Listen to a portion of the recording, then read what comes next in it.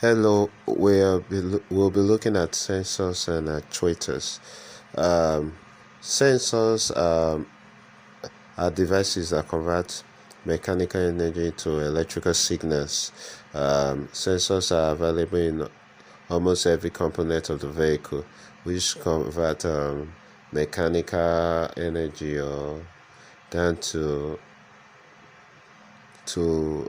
electrical signals to alert the vehicle of any damages. So in modern vehicles, you can have hundreds to thousands of sensors located in various parts of the vehicles. And actuators are mechanical devices that are being turned on by electrical signals or current, which tends to start up or cause motion in a system. So sensors and actuators are actually two very important factors in auto electrical diagnostics and repair. Definitely, if you read my book on sensors and actuators, you're going to get more of this. So today in this video, we'll just basically do a general overview and we'll see what the sensors and actuators look like. Like I said, there are several sensors and actuators in the vehicle. There are hundreds of them, or even running to thousands of them, depending on how sophisticated the vehicle is.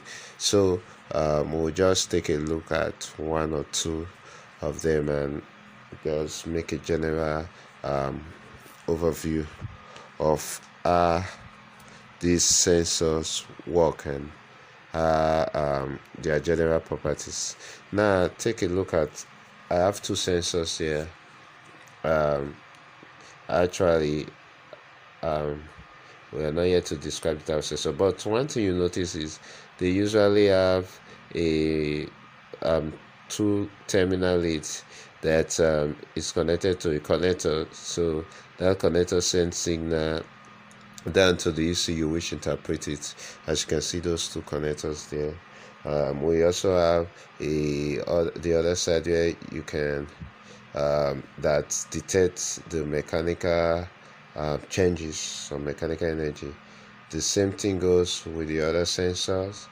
It has something that also dictates maybe when there's a wear of that rubber part of the sensor.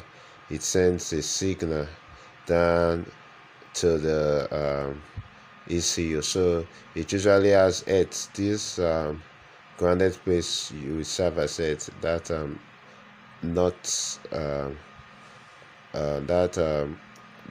entry, that washer kind of systems usually serve another. Now let's look at this actuator. This actuator is the motor that